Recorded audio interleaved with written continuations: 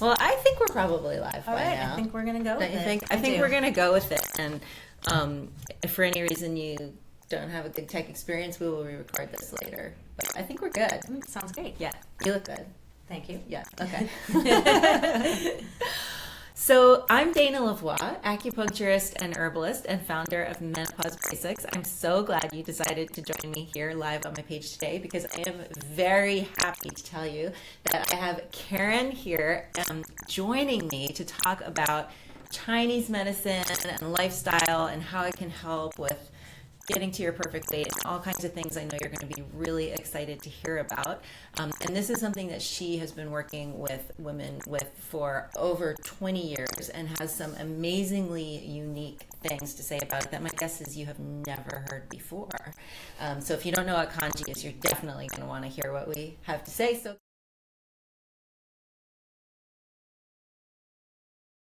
Karen, say hi. Let us know a little bit about you. Thanks, Dana. I'm Karen Taylor, and I'm founder of the Breakfast Cure, which is a kanji solution for breakfast, and we'll talk about that more.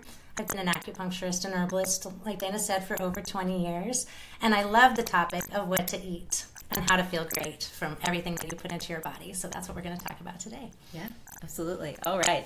So the topic of today's discussion is we feel that if you are not at your ideal weight, if you want to get to a different weight, you want to go about it by thinking about what you eat as a lifestyle, changing it, making it a healthier lifestyle. That's what's going to get you to where you want to be. Because if you think about it as a diet, as something that you go on and you go off, and that when you're on it, it's kind of all or nothing, and it's kind of controlling, and it's kind of restrictive, and it's not that satisfying, that you are setting yourself up, the statistics say, for a whole lot of probably failure, especially in the long run. One of my big goals, and I know Karen's as well, is to get women off the cycle of deprivation and frustration and yo-yo dieting. And that's not a happy place to be. And I feel like too many people are caught in that trap. Exactly, and it really is possible to figure out for yourself what you can eat each day that makes you not only feel really satisfied, but comforted and soothed and energized and even so that you can do everything you want in your day and not have to keep trying to figure it out, because it is a long-term solution that you now know is just what you actually want to do because you feel so much better doing it. Yeah. Exactly. It feels good. It doesn't feel like a struggle. Yeah, it doesn't feel like a struggle. It doesn't feel like deprivation. Right. It doesn't feel like, a punishment. Definitely doesn't feel like a punishment. And the thing about, we both come from the Chinese medicine perspective, and Chinese medicine doesn't really do diets. They see diet as a big part of how you keep yourself healthy, and part of that is keeping yourself at your ideal, healthiest weight.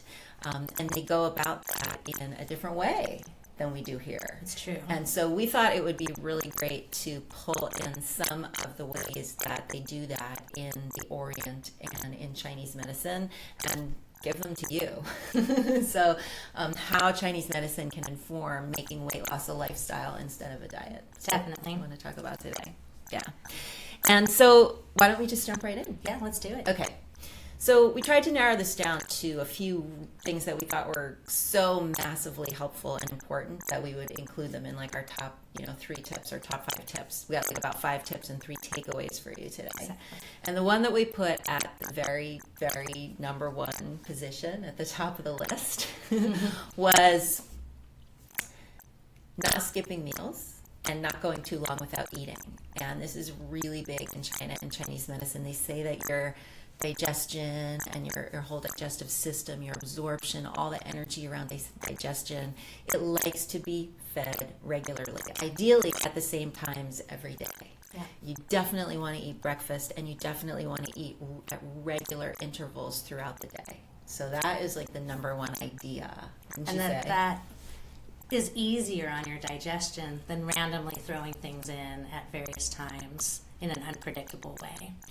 or going too many hours in a row without eating anything, or like being too busy for breakfast and not eating anything till 2 p.m. Exactly. It's kind of like turning off your heat when you go away to work. It actually costs more to turn it on and heat your whole house back up. It's the same way with your metabolism. If you deprive it even for too many hours, the same thing can happen. You just have to work so hard to jumpstart that again that it's actually not worth it. Definitely. If you go too many hours without eating during the day, your brain is like, uh-oh, we must be in some kind of emergency. Let's go into starvation mode. Right. Because otherwise we would be eating on a regular basis. And once that switch flips in the brain, your metabolism gets turned off, your hunger and cravings get turned on.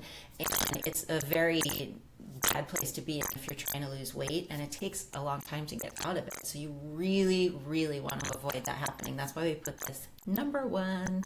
Because it affects your mental clarity and your productivity so much. Once that happens, your body's going to save energy by shutting down the systems that take the most energy, and your brain is a big one. Yeah, and your metabolism is a big one too, like how many calories you're burning. If your body's trying to conserve energy, the first thing it does is stop burning all extra calories. And that's the opposite of what you want to happen when you're trying to lose weight. And I think the big thing here is eat breakfast. Eat breakfast every day. Yeah. And Karen might have some suggestions about breakfast. So breakfast is really my primary focus. I really do believe that when you eat breakfast, and you eat a breakfast that is balanced and nourishing and satisfied, it sets the tone for your whole day, so that you don't have swings of energy up and down where you feel good for a little while, but then you just crash out and run to coffee and sugar or whatever your go-tos are to pick your energy up again. The idea is if you eat a breakfast that has lots of healthy fats and good whole grains that have low glycemic index, so they release their energy slowly over time, and if they have a variety of nutrients from nuts and seeds and vegetables, the more variety you get, the better off you are long term as well, because you're getting all the nutrition you need over time, and then that helps you not crash as well. So it also keeps it interesting. Yeah.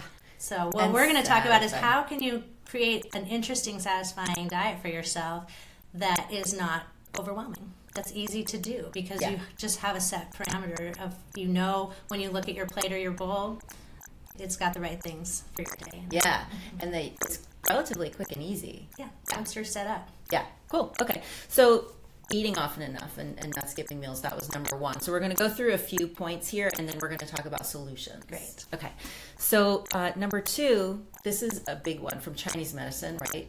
Don't eat too much cold, raw, or frozen food. And we're going to take it one step further. It's not just about the temperature of your food. Is it cold or warm? It's a little bit about the nature of your food. Is your food considered cooling or warming?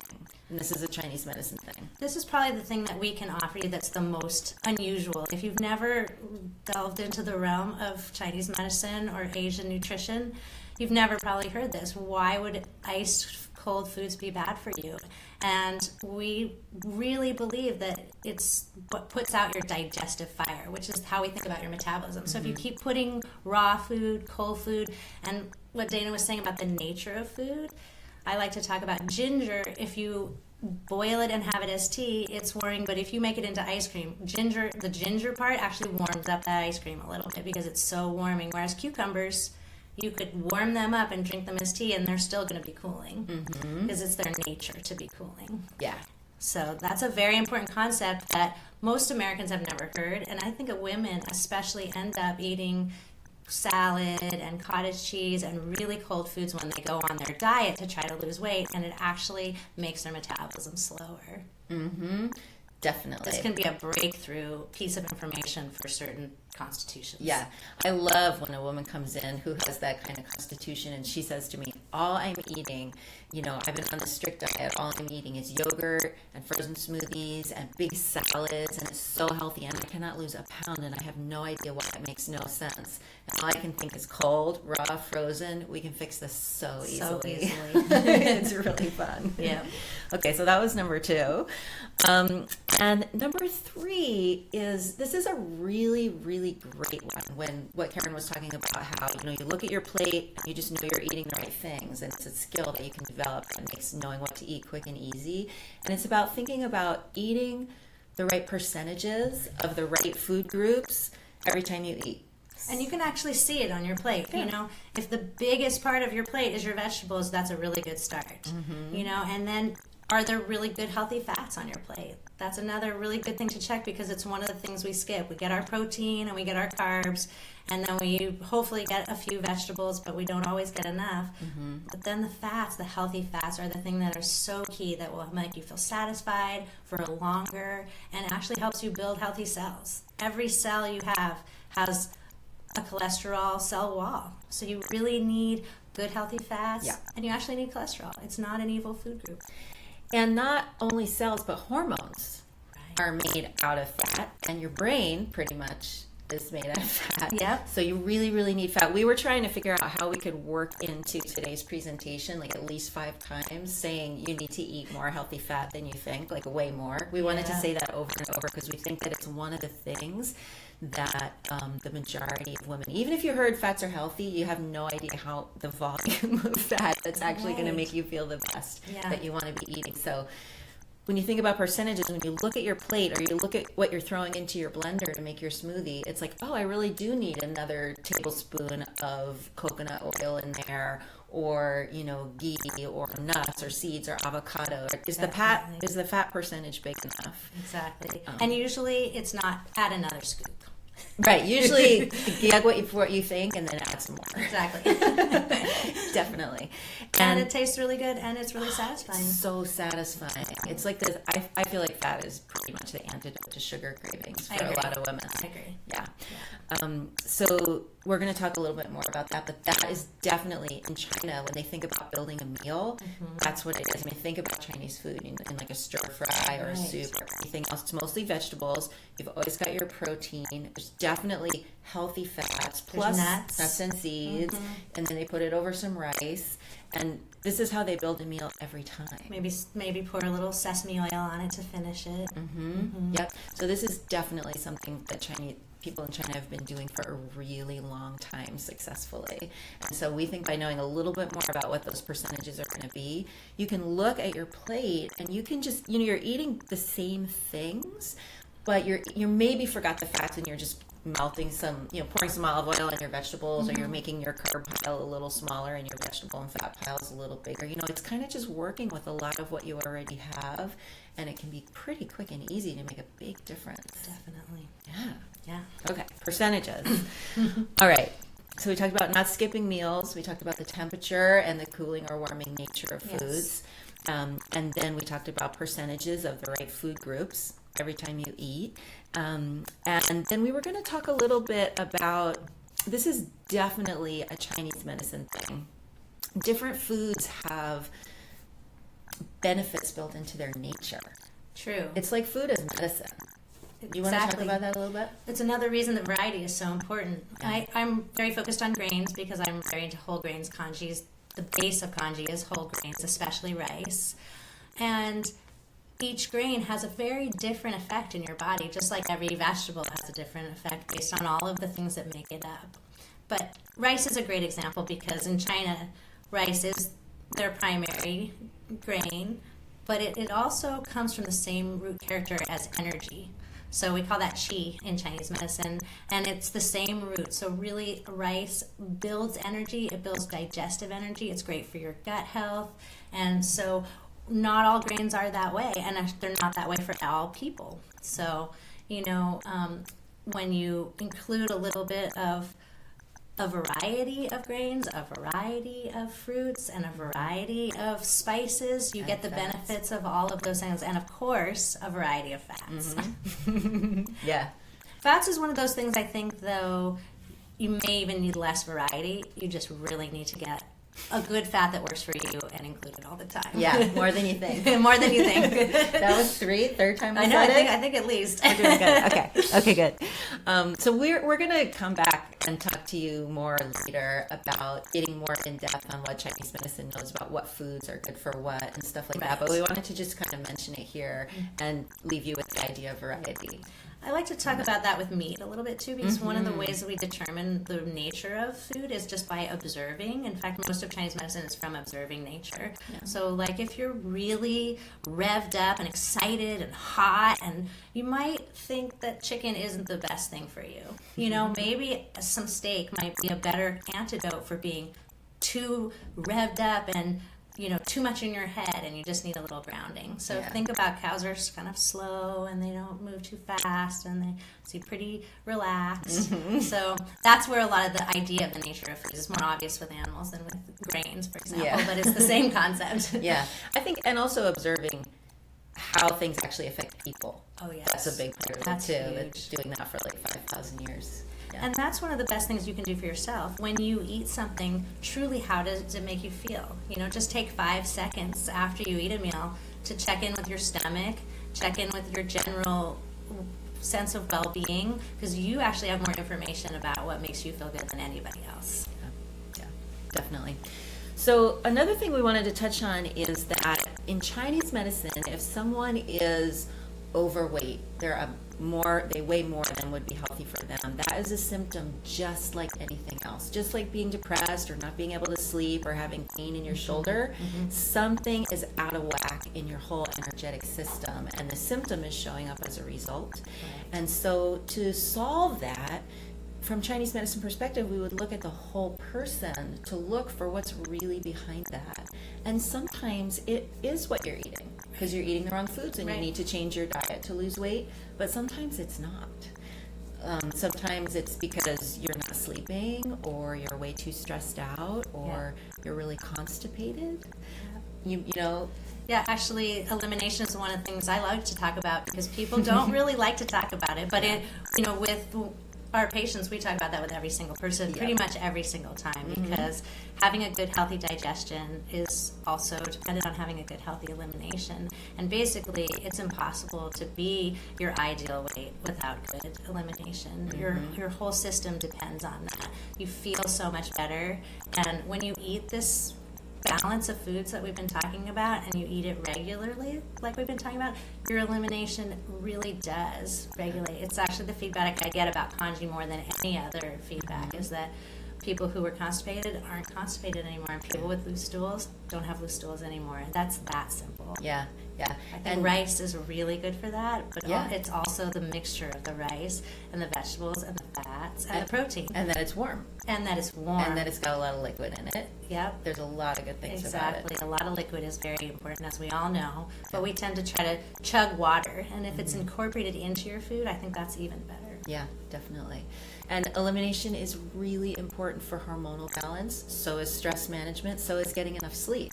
So all these things tie together to keep your weight ideal, but also to keep your hormones healthy and your brain chemistry healthy. These things are so intertwined. It's about more than just being on a diet. Definitely. Yeah.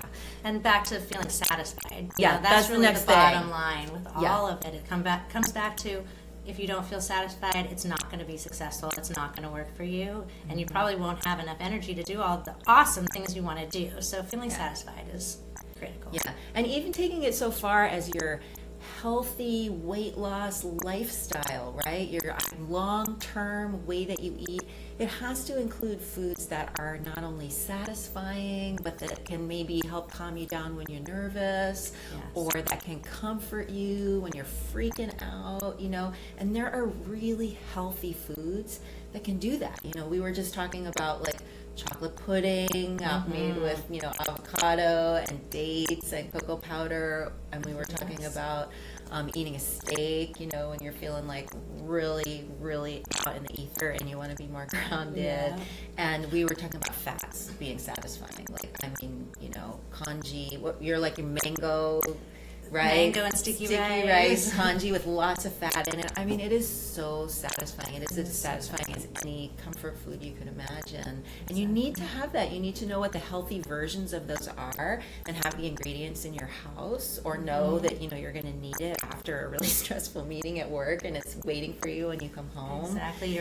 Have your sweet potato ready to go, or whatever for you makes you feel really like you're taking good care of yourself. Yeah. On all levels. Definitely. So it's not about not being satisfied. In fact, throw a little coconut butter on there. Yeah, Sounds there's good. a lot of specific ways you can do it, but it's definitely about knowing how to be really, really satisfied and get what you need from your diet. Just healthy versions of all those things. Yeah. And giving it a chance. When you make a change, it always takes a while for those things to go into effect. And that's one of the things I've seen, and I know Dana and I have talked about this before. You know, if you change your diet and your lifestyle and you're not seeing the benefit right away, it's because it's taking a little while to catch up. And I know you have some great information about that. Yeah, I saw some fantastic information recently about how when you, maybe from going on a diet or maybe just from being too busy at work, go too many hours without eating or don't eat enough calories in the day, and your brain gets that message like, hey, this could be an emergency, we're not eating enough, let's go into starvation mode, let's turn the metabolism down. And people know about this, they've heard of it, but they think, oh yeah, that's temporary. Yeah, they think, oh, well, tomorrow I'll make up for it, you know. And then what happens is I read an amazing information, a statistic from a dietitian that I really, really like. It's in the blog that goes along with this series. And she said that when she has a client who gets on a whole food diet finally and is eating regularly 5 or 6 times a day, but not losing weight, she will not let them reduce their portion size for 6 months, because it can take 6 months for your metabolism to turn back on. Right. And then the pounds start dropping off without you eating any less, and that is a much healthier way to lose weight than shutting your metabolism down and trying to eat less, and your metabolism goes lower and you eat less, and you know, it's like, no, you want to bring your metabolism back up. And deprivation is not the way to do that. Definitely, and I think that deprivation happens on a lot of levels, because it's not just a calorie total deficit. It's actually, you're most likely not getting enough of the nutrients that your body just knows it needs, and so it's not going to let go of that cycle until you get a chance to build up this variety of micronutrients and vitamins and all of the little things that you get from, you know, little salts and little herbs and, you know, spices. Exactly. They Fats. add up. Fats. Eat some more fat. Exactly. Yeah, no, it's so true. And one of the last thing we want to mention before we get to some solutions for you guys to take home was how to keep yourself from crashing. And this could obviously be an entire episode in and of itself, and I think it will later. But eating food that jacks you up and then drops you off a cliff, that is a cycle that is not very good for overall health or for weight loss. And so you had some great ideas about the basic way to get out of that cycle. Right. I mean, we already talked about one of them, which is to eat every couple of hours. Yeah. But if you're finding that you're eating something that kind of jacks you up anyway, and then you're still not feeling like you can recover just by having a snack, even if it's a good snack, probably you're eating foods that just release all their energy too quickly. So we call that the glycemic index. For example, things like bread, crackers have a really high glycemic index. You eat them, you get a big burst of energy, and then it's gone. Sugar is the worst for that, of course. So whole grains are a really good way to create the base of your diet, because they release really slowly over time. I think that a lot of people don't realize what a big difference there is between, say, a whole grain brown rice and a flour made out of whole grain brown rice. Exactly. So for one thing, a lot of times they remove the outer, fibrous part of the grain, which is one of the things that helps it be so good for your intestinal health. And then it's all ground up into flour, so your body just can absorb it all at once. Right. It changes the same ingredient, but the way your body absorbs it becomes very, very different. I like to talk about oats for that, because most people have never even heard of an oat groat, because you can't cook it in 20 minutes. You actually have to cook it for hours and hours, so it's perfect for congee. You cook it for 8 hours in your crock pot overnight, and you can actually, it slowly unrolls itself. So it's like, it's not processed, but it's making itself more available for you to digest, but without making it unhealthy in that way of being too sugary, too sweet for your body to process slowly. So you get good, clean energy all day from your breakfast when you start that way. Yeah. especially if you include enough fat. Yeah. And I think like including the right things in your diet, including enough fat, eating often enough. And we didn't really harp on it too much today, but having a high, like if you think of you go out for Chinese food and you get a stir fry, it's mostly vegetables. That like always having a large percentage of vegetables and fruits all the time, it sets you up for that digestive health. It has sort of an anti-inflammatory cooling effect on the whole body. It's less overwhelming if you do that a little bit throughout the day. If you save all of your vegetable portion for dinner, you have to eat this like mountain of vegetables, and it's just too much. So if you get a little in your breakfast, a little in your snack, a little in your lunch, a little in your late afternoon snack, then you can have a pretty nice dinner that doesn't have to be this mountain of vegetables. And that's about the percentages. When you get good at that, you look at your plate, you're like, oh yeah, I forgot the veggies, and you just grab something you had ready in the fridge and you plop it into the blender or plop it onto your plate, or oh, I forgot my fats, and just like that, you've got a little bit of everything. Exactly. Like last night, I had a bean soup I made all day in my crock pot, but I wanted to put some fresh stuff, and I had a whole thing of cilantro, and I just cut almost the whole bunch of cilantro in there, and it was perfect. It was delicious. Yeah. So there's really quick ways you can get in the habit of getting those percentages every time you eat, and that really makes a difference to your body over time. Okay, so that was our introduction to, how to think of eating as a lifestyle that'll get you to your ideal weight instead of like going on a diet or being on a diet. And we wanted to give you a few really specific things that you could take away that you could do like today or tomorrow that might help you get started on this, because sure, it sounds good, but like, so what? Right. But what am I going to eat for all those snacks? That sounds like a lot of work. Yeah. And so definitely one is eating often enough and not skipping breakfast. Right. And we're going to put links. I'm going to put links in the comments below this video where you can get in touch with Karen and stuff she's doing that's soon going to be available in a really exciting way to get your breakfast every morning incredibly easily. But in terms of that, what we wanted to say is you're probably either not eating often enough because you forget, in which case our recommendation is that you set an alarm, like for every 2 or 3 hours. Yeah. But the other one is often you're too busy, you don't have time, or you're at home but you just don't know what to eat, or you're like at work or on your commute or on the go, and it's like not realistic to get a healthy thing to eat at that time. So we wanted to give you some of our favorite ideas for healthy snacks. Quick, easy, transportable. That aren't going to leave like stuff in your teeth, that aren't going to smell like garlic. Still be at work and function in your day. That you can do anywhere. And that don't take very long to eat, like a hard-boiled egg. Yeah. That's one of the things I like to do is boil an egg when I'm making breakfast, and then I can take that with me if I don't have time to eat it, and it's all in its own packaging. It doesn't take very long to peel it. It's pretty good just as is, but add a little bit of some fruit and some nuts with that, and you've got a pretty good little bundle of a snack. Egg alone is like a great start, and if you can have it with a couple of apple slices and a couple of nuts, or a kiwi and a couple of nuts, you're even better. So that's one anybody can do. Exactly. And I'm going to go again for the variety thing, because every time I look into what nuts can do for you, like a Brazil nut has enough selenium for your entire day. So one Brazil nut and one egg, but not every day. Do something different the next day. Yep, exactly. Or if you are really crunched for time and you're planning for the week, honestly, do the same thing every day for a week. But then the next week, do something different every day for a week, and rotate the weeks. Go like 10 weeks and you have a different snack that's fine too. It doesn't, because day to day, that's it's more about time variety consuming. throughout the month and throughout the year. Yeah. Makes it easier for shopping and stuff like that too. And you can hard boil all 5 of the eggs you need for your snacks that week all at once. Exactly. It's very convenient for that. You can pack it in the to-go container the night before. I mean, it can be that fast and that easy. I was saying that another snack that I love to have that I find really restoring incredibly fast and easy to take anywhere is, sometimes I'll just buy a package of or sliced deli turkey, and you get the kind that's organic, that was humanely raised, it doesn't have nitrates or preservatives, and then you can take that handy little slice and you can wrap it around a piece of avocado, and you can wrap that in a little, in a baggie, in a piece of wax paper, and you can stick it in your purse, you can take it anywhere, you can eat it really quickly, and it's got the fats and the protein, it will really keep you going. And I always like to think about what vegetables can I use to eat yummy things with.